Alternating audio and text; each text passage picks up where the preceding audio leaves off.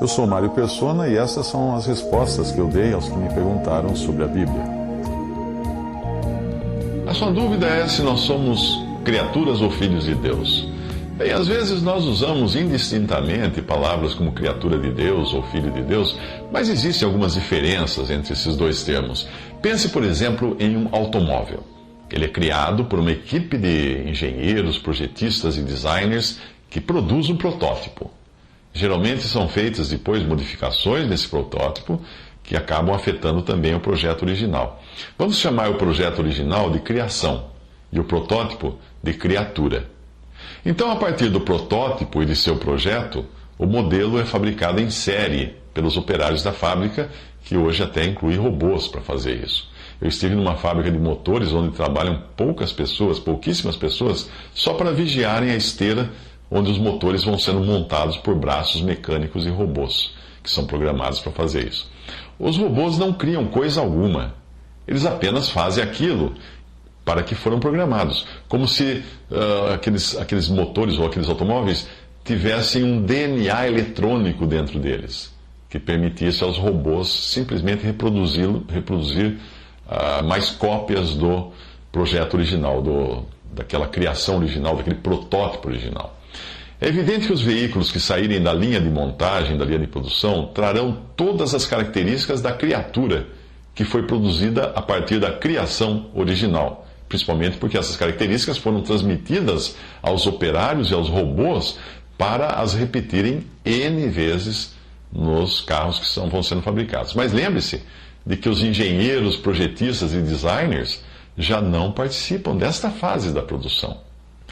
Podemos dizer que aquele carro à venda na concessionária é uma criação do designer fulano, do engenheiro cicrano e do projetista beltrano? Sim, nós podemos dizer porque, afinal, aquele carro saiu da cabeça desses profissionais. Mas será que nós podemos dizer que foram eles que fabricaram o carro? Não. Foram os operários e os robôs que trouxeram aquele carro à vida, com base no projeto original. Agora pense no ser humano. No Evangelho de João diz, ao referir-se aos que são chamados filhos de Deus, por não terem nascido, por terem nascido de Deus, são chamados filhos de Deus por terem nascido de Deus, diz que eles não nasceram do sangue, nem da vontade da carne, nem da vontade do homem, mas de Deus. João 1,13. Esta passagem fala de duas classes de pessoas, os nascidos de Deus e os não nascidos de Deus, mas sim do sangue, da vontade da carne e da vontade do homem. Portanto, quando um bebê vem ao mundo, ele nasceu porque o casal, seus pais, assim o quis. Porque tiveram vontade, sentiram vontade da carne para se relacionarem sexualmente, e o bebê traz em si as características de seus pais, transmitidas através do sangue que ele herdou dos seus pais. Assim é tudo na natureza. Houve um designer original, Deus, que criou todas as coisas, inclusive o ser humano. E agora, a criação funciona como uma grande fábrica, da qual saem todos os seres vivos. É claro que Deus está sempre por detrás de todas as coisas, seja no nascimento de uma formiga ou de um ser humano. Mas o que eu quero mostrar aqui é que Deus não criou a mim e a você do mesmo modo como Ele criou Adão e Eva, que foram os protótipos. Ou melhor, até dizendo, Adão foi o protótipo, porque há um momento lá em Gênesis que Deus fala que criou o homem e mulher e os chamou de Adão. Portanto, eu e você somos frutos daquela criação original. E nesse sentido, nós podemos nos considerar criação de Deus, do mesmo modo como o seu carro ou o meu carro é uma criação do designer, embora tenha sido de fato fabricado por operários. Vamos à Bíblia. Gênesis 1:27. Criou Deus, pois, o homem à sua imagem, a imagem de Deus o criou, homem e mulher os criou. Gênesis 5, de 1 a 2. Este é o livro da genealogia de Adão. No dia em que Deus criou o homem, a semelhança de Deus o fez. Homem e mulher os criou e os abençoou e lhes chamou pelo nome de Adão, no dia em que foram criados. Os versículos que eu citei nos falam da ação de criar original, da ação original da criação, do projeto, do protótipo. E o versículo que eu vou citar agora nos fala da ação de fabricar com base naquela criação original. E por isso aqui também diz que nos criou.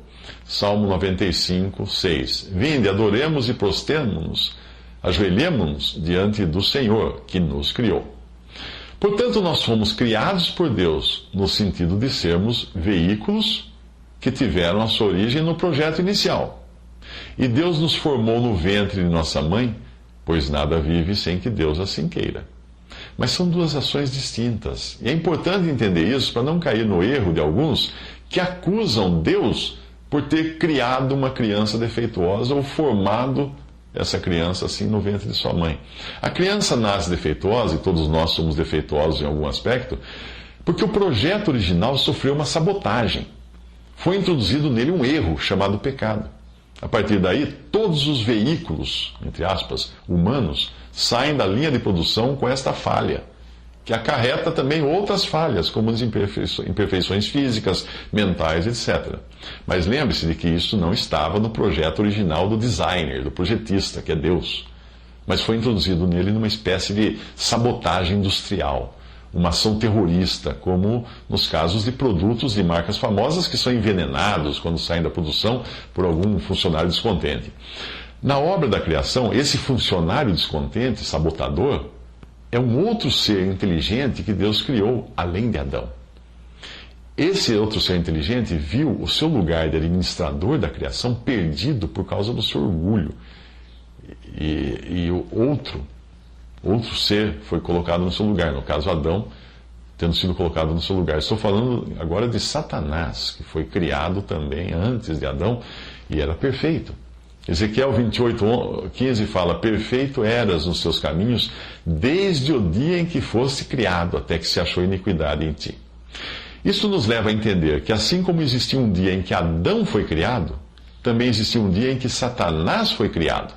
E quando falo Adão, entenda o casal, porque é assim que Adão é visto em Gênesis com sua esposa ao lado, já que a mulher não é um acessório do homem, mas parte integrante dele. Homem e mulher os criou e os abençoou e lhes chamou pelo nome de Adão. Chamou os dois pelo nome de Adão, no dia em que foram criados. Gênesis 5, 2. Isso fica ainda mais maravilhoso quando nós pensamos em Cristo e a igreja, sua noiva, mas esse é o assunto que você pode desfrutar depois em Efésios 5, em especial do versículo 22 ao final. Mas voltando ao nosso assunto, os anjos não se reproduzem entre si. Os anjos não têm filhos, pois não existe diferença de gênero entre eles, tipo anjo macho e anjo fêmea. Eles também não morrem. Deus os criou um a um, como fez com o primeiro homem. E nós não sabemos o número de anjos que foram criados, que deve ser imenso, imenso, imenso. Depois de criar os anjos, que são seres celestiais, Deus criou a terra, pois nós lemos que eles estavam vendo isso acontecer. Ao descrever a criação, Deus revela a Jó que ela foi assistida pelas estrelas da alva, os filhos de Deus, que são os termos usados para os anjos em Jó 38, versículos 4 a 7. Quando ele diz a Jó: onde estavas tu quando eu lançava os fundamentos da terra? Dize-me se tens entendimento. Quem me pôs as medidas, se é que o sabes? Ou quem estendeu sobre ela o cordel? Sobre que estão fundadas as suas bases? Ou quem lhe assentou a pedra angular, quando as estrelas da alva, juntas, alegremente cantavam e rejubilavam todos os filhos de Deus? Apenas abrindo um parênteses, existe sim um caso de reprodução de anjos em Gênesis 6, mas aí são mulheres humanas que estiveram envolvidos nesse assunto, mas isso não é o nosso assunto agora. Portanto, a criação de Deus poderia ser resumida assim: primeiro, foram criadas as criaturas mais elevadas, os anjos, dos quais Satanás, um querubim, ocupava uma posição privilegiada. Depois da convulsão causada pela rebelião angélica e de um estado de caos em que se tornou o universo, Deus trouxe aquela criação progressiva que nós vemos em Gênesis, a partir do versículo 2 do capítulo 1 de Gênesis. Mas veja que nessa criação progressiva, Deus criou todas as coisas a partir de elementos que já existiam antes, já existiam na Terra. Os elementos químicos que você encontra no seu corpo e no meu também existem nos peixes, nas árvores, etc. Nessa criação progressiva de 6 dias, de que fala o livro de princípio em Gênesis, houve uma ordem dos seres inanimados, como plantas, para os animados, que têm alma, como aves, insetos, animais, etc. Dos invertebrados para os vertebrados. E aí, culminando na coroa dessa criação, que é o homem, o único que recebeu o sopro de Deus e que tem um espírito capaz de se comunicar com seu Criador. Assim como ocorre com os anjos, o homem é um ser moral, com responsabilidades diante de Deus, ao contrário de plantas e animais. Eles não têm qualquer senso moral. Mas, diferentemente dos anjos, os homens se reproduzem e morrem, enquanto os anjos não se reproduzem e nem morrem. Os anjos que Deus criou no princípio são os mesmos que existem por aí. No caso de Adão, o que vemos por aí são seus descendentes, nascidos da vontade do homem, da vontade da carne e do sangue, não criados diretamente por Deus. Com isso, nós chegamos à segunda parte da sua pergunta, que é se os homens são filhos de Deus. Não, os homens não são filhos de Deus. Tecnicamente falando, os homens são criação de Deus, mas não filhos. Originalmente, só existiam duas classes de filhos de Deus, por terem sido criados diretamente por Deus: os anjos e Adão. E os homens? Veja que eles não são chamados de filhos de Deus, mas sempre de filhos de alguém. Enquanto Adão é chamado de filho de Deus. E na passagem de Jó 38, de 4 a 7, que eu li, os anjos são também chamados de filhos de Deus. Veja quando descreve os homens, nessa passagem, por exemplo. Cainã, filho de Enos. Enos, filho de Sete. Este, filho de Adão, filho de Deus. Lucas 3,38. Agora hoje existe uma terceira classe de filhos de Deus, que é daqueles que creem em Jesus. Isso é muito claro na passagem do Evangelho de João. Veja que é uma posição condicional, a qual se entra pela fé em Cristo Jesus. É uma posição também de privilégio, a qual podemos chamar a Deus de Pai. E é também uma posição de responsabilidade de filhos. João 1, de 10 a 13, diz assim: O Verbo estava no mundo, o mundo foi feito por intermédio dele, mas o mundo não o conheceu. O mundo é o sistema humano. Veio para o que era seu, o povo judeu, e os seus não o receberam. Mas a todos quantos o receberam, deu-lhes o poder de serem feitos filhos de Deus, a saber, aos que creem no seu nome, os quais não nasceram do sangue, nem da vontade da carne, nem da vontade do homem, como nasce qualquer pessoa no seu nascimento natural, mas de Deus. Gálatas 3,26, porque todos sois filhos de Deus pela fé em Cristo Jesus. Isso significa que quem não crê em Cristo Jesus não é filho de Deus. Gálatas 4,6, e porque sois filhos, Deus enviou aos vossos corações o Espírito do seu Filho, que clama, Abba, Pai. Por meio da obra na cruz, sua morte e ressurreição de Cristo na cruz, Deus, por assim dizer, deu um reset em tudo. E iniciou uma nova criação a partir de Cristo, do modo como ele havia feito antes a partir de Adão. E hoje todo aquele que está em Cristo é nova criação. Não nova criatura, como algumas traduções trazem erroneamente. Esse que é nascido de Cristo é nova criação e aguarda o momento quando será transformado à semelhança de Cristo, ressuscitado e glorificado. Este Cristo, fala em Colossenses 1,15, fala que este Cristo é a imagem do Deus invisível, o primogênito de toda a criação, o protótipo, então. Portanto, se alguém está em Cristo, é nova criação. As coisas antigas já passaram, eis que surgiram coisas novas. 2 Coríntios 5,17, eu estou lendo agora a nova versão internacional, que fala criação no lugar de criatura, que é o mais correto. O que importa é ser uma nova criação, Gálatas 6,15. Mas veja que mesmo os que fazem parte desta nova criação não foram criados um a um, como os anjos ou como Adão. Na nova criação, Cristo é as primícias, os primeiros frutos, o protótipo. E ele é também a semente que, assim como Adão, deu origem a toda uma nova linhagem. Eu sugiro que você leia atentamente o capítulo 15 de 1 Coríntios, pois lá tudo está muito bem detalhado.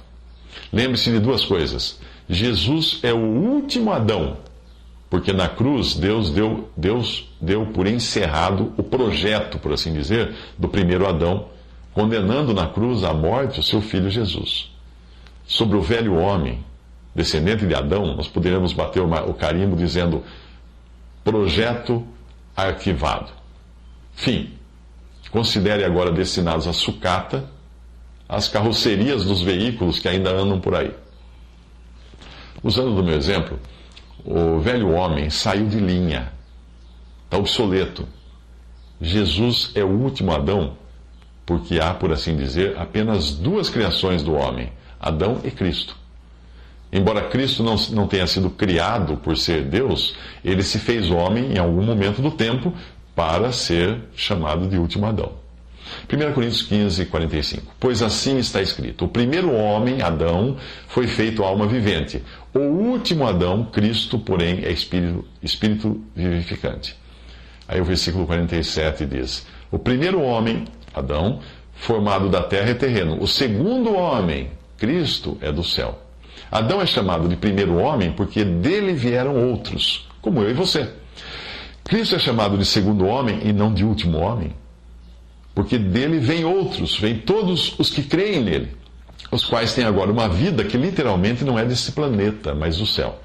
Mas para isso acontecer, o grão de trigo precisava cair na terra e morrer, como fala João, no capítulo 12, versículo 24 do seu Evangelho. Na verdade vos digo que se o grão de trigo caindo na terra não morrer, fica ele só, mas se morrer dá muito fruto. São as palavras do Senhor naquele Evangelho. 1 Coríntios 15, 37 diz que quando semeias, não semeias o corpo que há de nascer, mas o simples grão, como de trigo ou de qualquer outra semente.